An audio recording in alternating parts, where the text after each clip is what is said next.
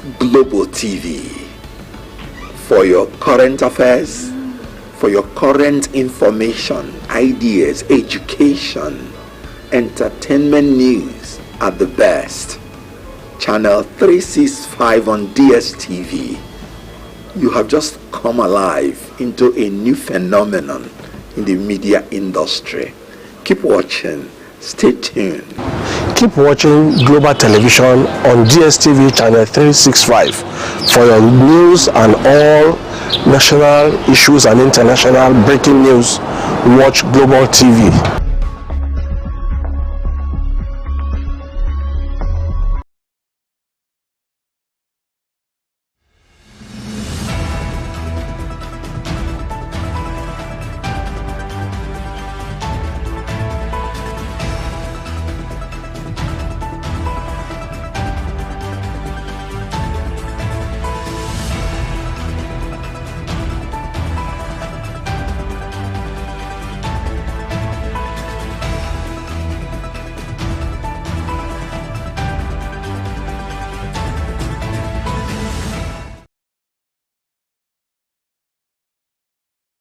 All right, welcome to the program, The Desk on Global Television. Sorry for starting behind schedule due to some technical glitch beyond our control, but we're glad to know that you're still there as we look at all very interesting talking points across Nigeria and the globe. Specifically, we'll be looking at Finland's treaty with Nigeria as they assured the Nigerian government of the collaboration on the case of the factional leader of the separatist indigenous people of Biafra, Simon Ekpa, who resides in Finland. As Finland's Minister of Foreign Affairs, Elina Valtonen, provided this assurance during a press briefing in Abuja. So we'll be looking at the consequences of this assurance from Finland, what it means as Nigeria turns to see how to bring Simon Ekpa to justice.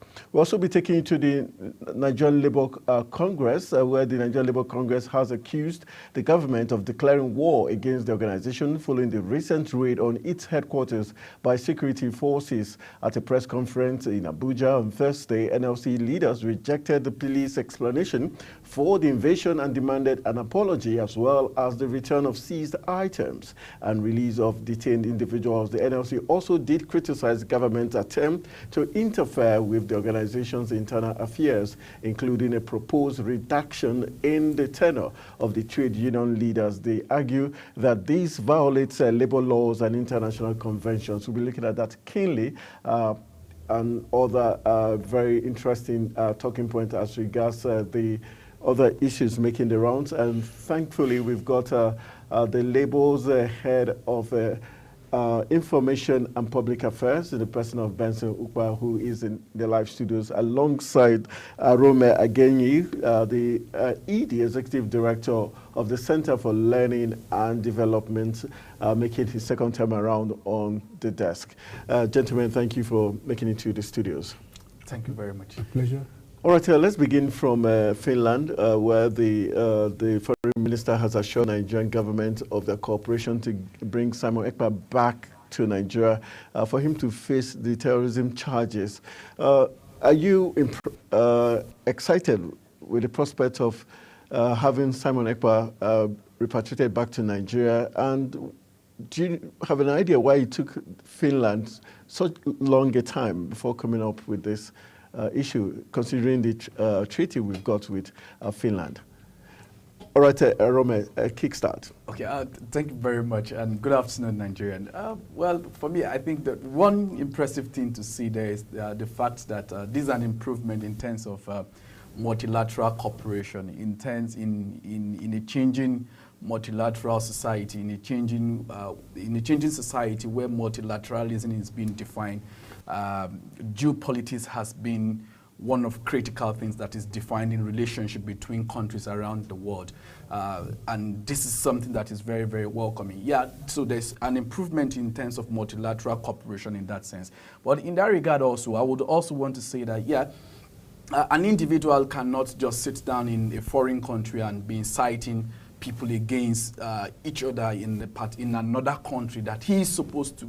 I think from what I have learned, Ekpa is a citizen of Finland. He he owns a second passport in Finland. So why it took that long for that whole relationship to melt down to this particular stage? This now is because one, Finland would also have to consider their own internal processes there, because this person is their citizen and is also a citizen of this country. So in terms of that multilateral, in terms of that cooperation between country to country. Well, Ekpa has denounced his Nigerian citizenship. He, in fact, some weeks back, he returned the medals he won for Nigeria during his sporting era with the country. Well, he denounced it. When did he denounce it? Is it something that is is it a formal thing? Is there a formal process to this? What do they call it? Has it given the passport, the Nigerian passport, has it given it back to the Nigerian Immigration Service? I think if you want to denounce a citizenship, there's also a formal process of getting through that one. So he cannot just by word of mouth denounce, I'm no longer a citizen of Nigeria, and that stands. So for me, there is a formal process to it. Provided the formal procedure had not been adopted, I think still a citizen of Nigeria. If there's a part you don't agree, you have the right to interject. Mr. Benson, you have the right to interject if there's a part you do not agree with him. But let's look at what's playing out now. Do you think Finland is being strategic, or they're doing this for their own personal interest and not for necessarily the interest of Nigeria, knowing fully well that Nigeria did have meetings with other Scandinavian countries during this press conference? Well, I appreciate the perspective of my co-guest. However, I would like to approach this issue from a slightly different perspective, but not radically different from what he has said. For me, it took too long for Nigeria and Finland to get to the state they are today. So much damage has been done to the southeast. Many lives, many innocent lives have been wasted, ostensibly on the orders of Ekpa. Because time and time again we read in the media that the IPOB leader held in custody saying, well, those instructions are not carried out at his behest. The killings and all of that. So who was Ekpa? Or on whose behalf was Ekpa acting? It is important to know whose instructions, whose agenda Ekpa was executing. And it is important to know why it took Finland this length of time to make this concession, because Nigeria did ask for the repatriation of Ekpa much, much earlier. Much, much earlier.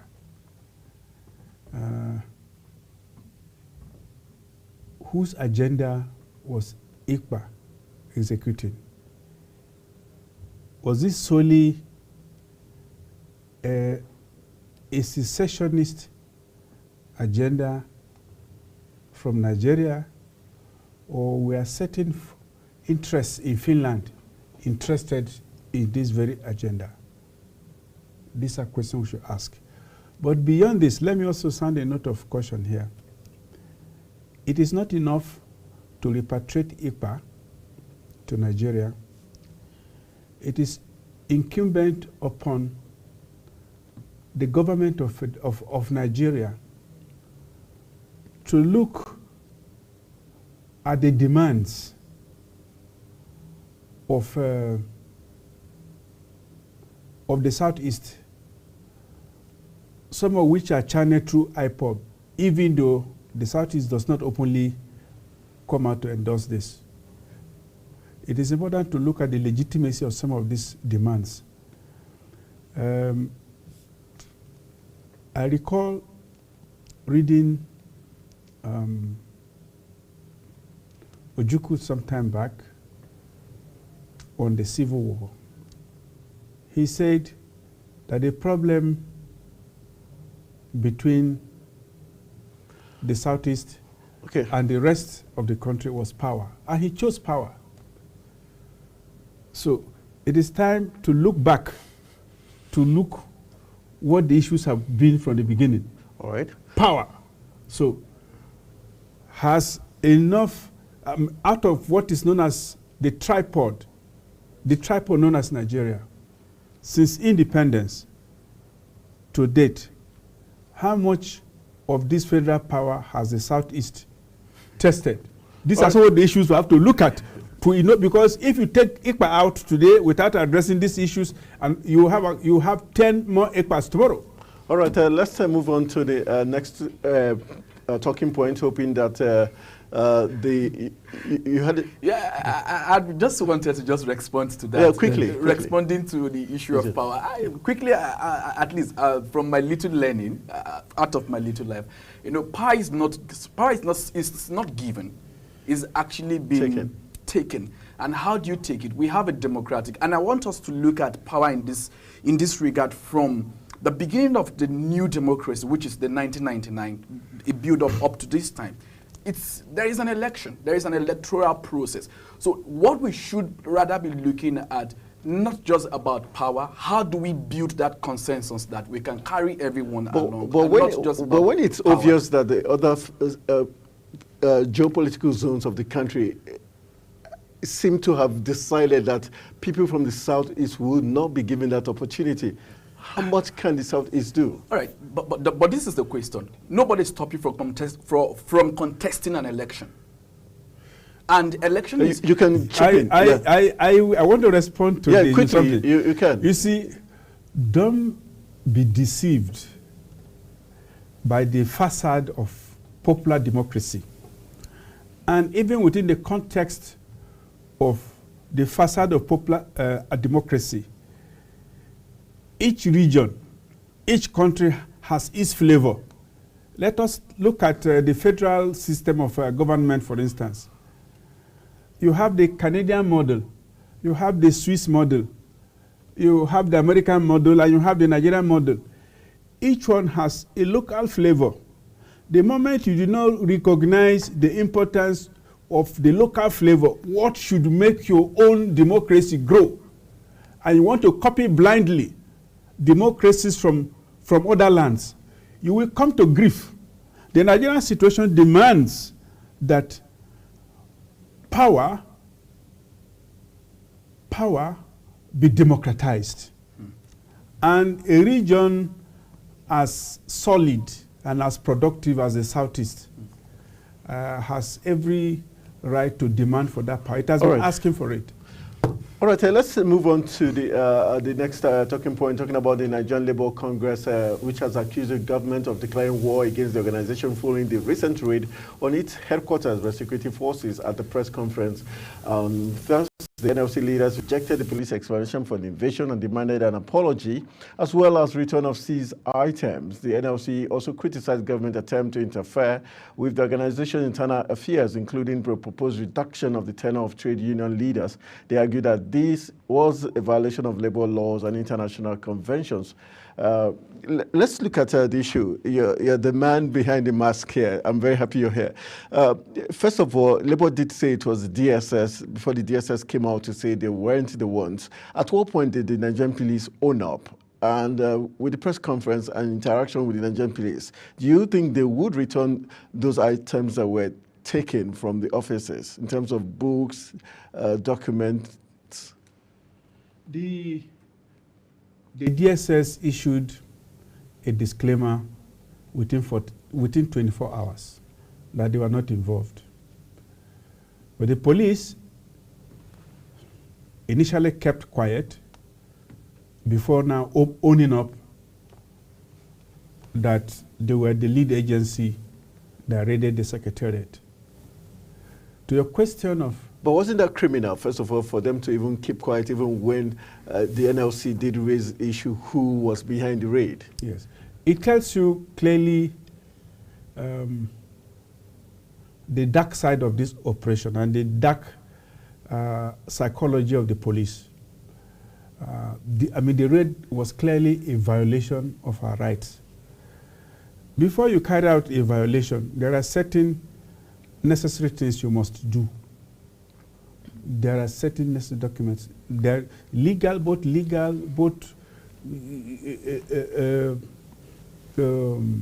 psychological, those things you must do. In fact, these days, when country A wants to send projectiles to country C through the territory of country B, it notifies country C. Yeah. Say, look, we are going to send projectiles. Even if that notification had to be at the last moment. In the case of the police, the police have come with too many stories. First, they said that the Nigerian Labour Congress was not their target, that their target after their technology. They say technology.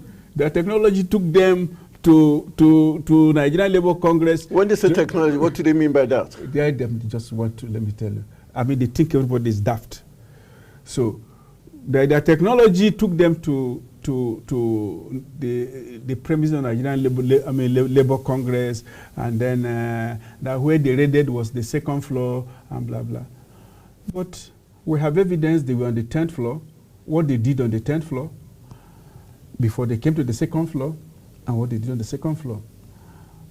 Their public relations officer, Adejobi, in a signed statement, did admit that the leadership, neither the leadership nor the staff of NLC were their target, that it was a world-renowned terrorist with a long history of destabilizing nations, including Sudan, that it was the one that they were after. So he lived in the NLC secretariat? So he probably, my brother, so you wait till the dark of the night before you now come to apprehend him or whatever it is. Between that terrorist in quote and the books and publications you came for, which commands more value? Secondly, if you had such intelligence and you really believe in this, what stopped you from confiding in the leadership of NLC? Say, come on, we have the information about your place. We are going to carry out an operation. It's a top secret operation. Don't mention this to anybody. What stopped police from doing this?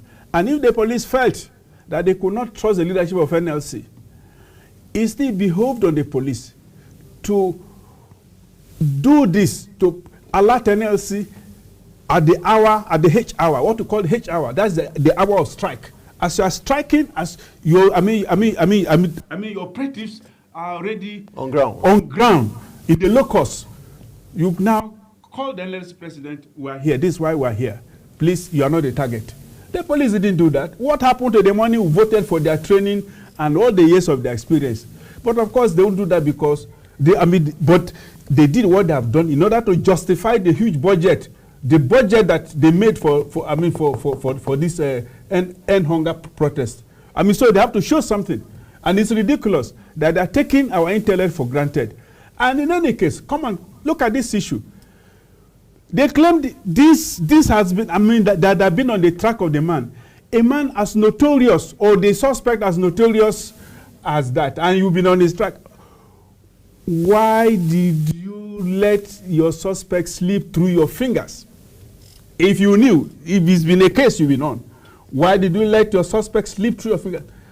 Wouldn't that be some, the police should be called to question.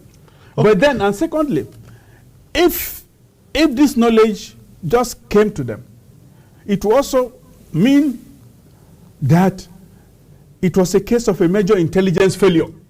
Why didn't they know? So, head or tail, the police found themselves in a quandary. And the more they try to explain their situation, the messier it becomes. So, let me tell you, what the police did was a shameful thing. Not even during the military did they raid the office of Nigerian Labour Congress. In fact, our leaders now should apologize to our past military leaders because they were more civil, more democratic in their conduct. All right, before I bring Arome into the picture, NLC talked about government's interference in internal issues as regards reduction of the age limit of the tenure I meant of trade union leaders. What do you have to say about that?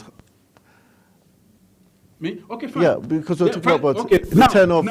okay, now we talked about a hybrid war on the Nigerian Labour Congress. And by hybrid war, we mean it's a comprehensive war on all fronts, on all domains, okay? So here we have a government writing on the days preceding End Hunger protest to us to warn a letter of threat on our relationship with Labour Party, citing Section 15 of the Trade Unions Act, subsections 2 to 4, which says which say that the resources of the party, of workers, yes, of the members should not be used to fund a political party. You understand me? That is the summary of what that section, the subsections, talk about. And they now threaten us that we have to explain our relationship with whatever, only because Abure, who by the rulings, by the consent judgment given by a competent court of a jurisdiction, said by the interpretation of that judgment, Abure has since ceased to be chairman of Labour Party. And Abure had been operating illegally. But of course, government had been interested in him because, of course, he goes to make promises which he can't keep. Such as? As government. So government now. But you're the one alleging. Yes, he yes. made promises. So you promise. I mean, promise of selling the party to the ruling party. The APC. Oh yes. Okay. Yes. All so right. listen to me. Okay. Let me explain to you. Okay. So Abure has been making deals, making it difficult for the law, for the judgment of the court to be implemented. Okay? So based on that, the Registrar of Trade Unions, acting on orders from above, wrote us a letter. We should explain our relationship with Labour Party. Labour Party that has been in existence before he probably was born. Let me tell you, the Labour Party didn't start today. And in any case, we have Labour Party in the UK. We had Labour Party in Zambia. Chiluba was the president of, you understand me? So they came by way of Section 15 Trade Unions Act. But they forgot one thing. The provisions of Sections 39 and 40 of the 1999 Constitution.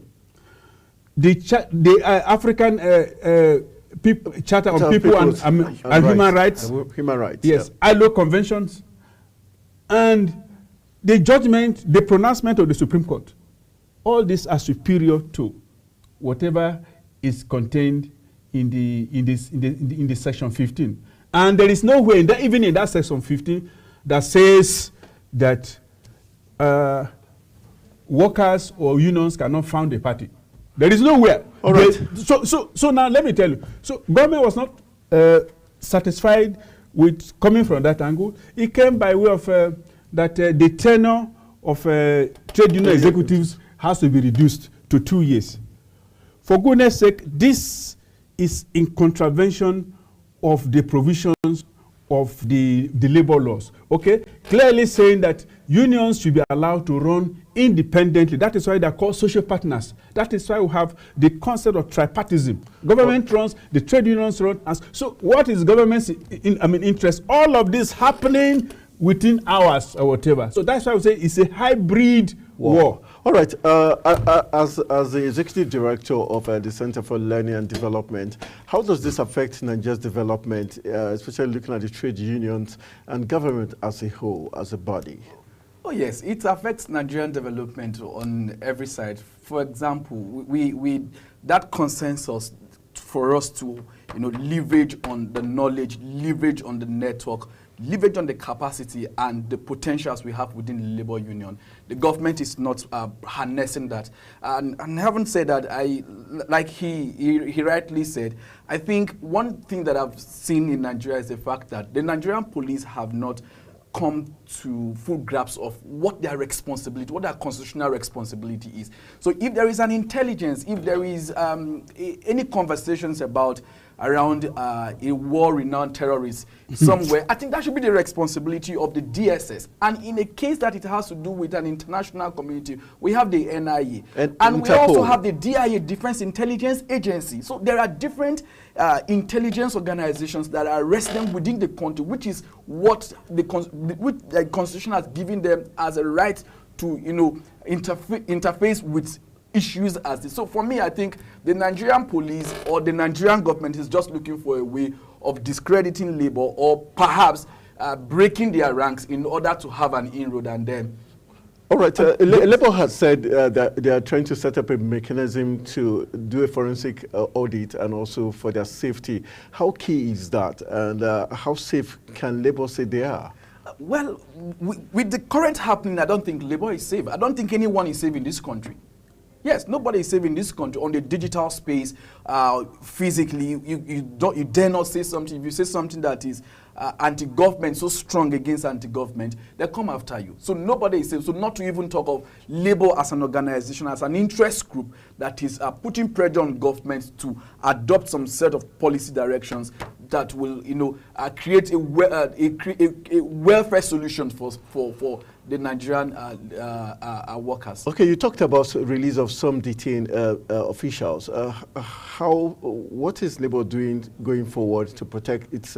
We have asked repeatedly that government or the police release those detained in the course of these protests and address the fundamental issues instead of treating symptoms.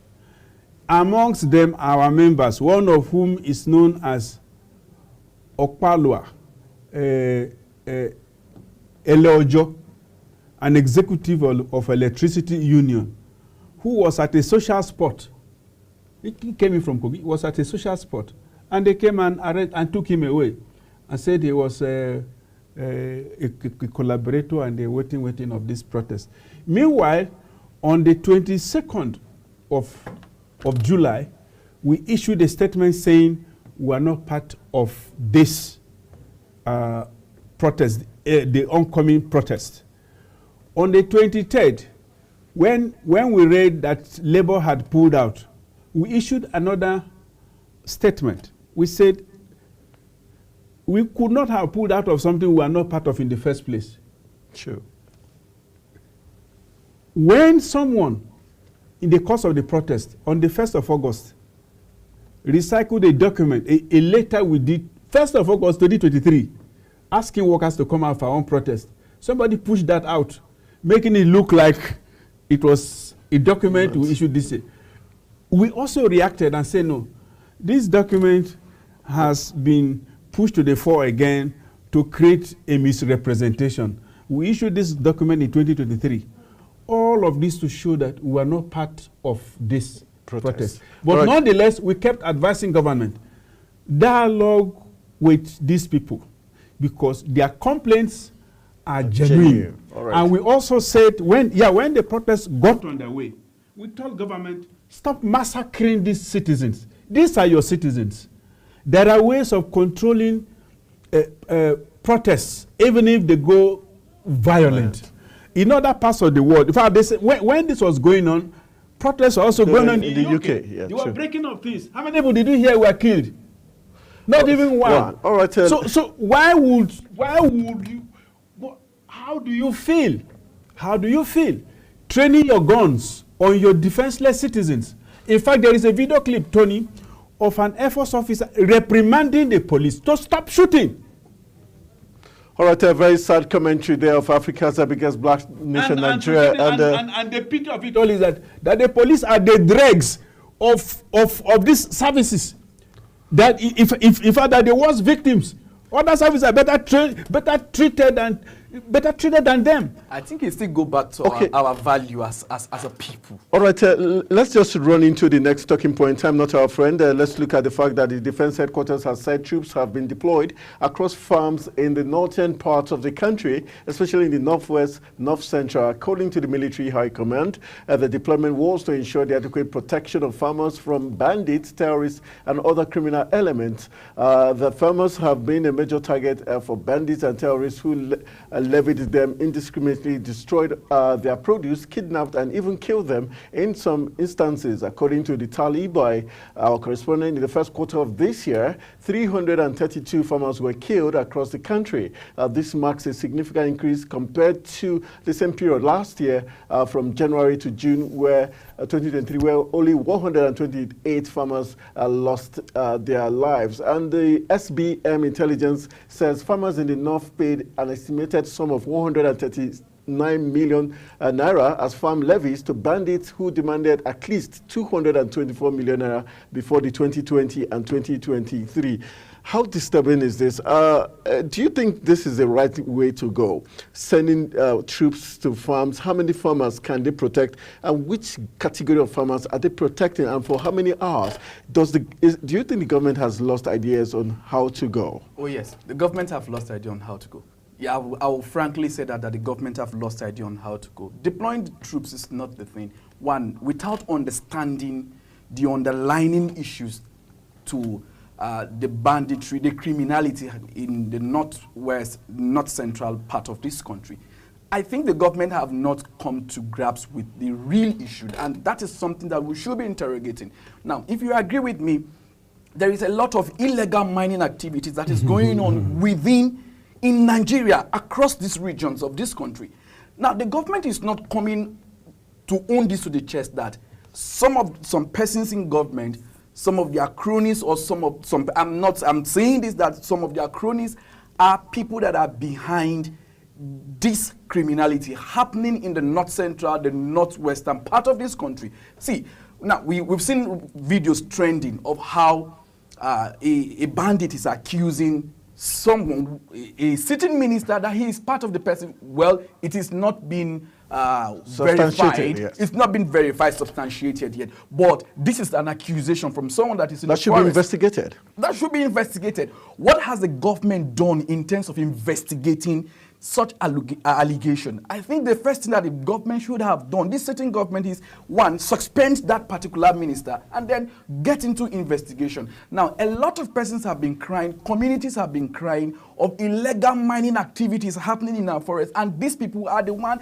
behind the criminality. So if we can deal with the illegal miners, forget it. We will deal with the issues of the whole farmer header crisis, the whole things happening, the banditry issues happening around. Do we have enough manpower for this strategy being employed, and is this the best route? Well, for me, I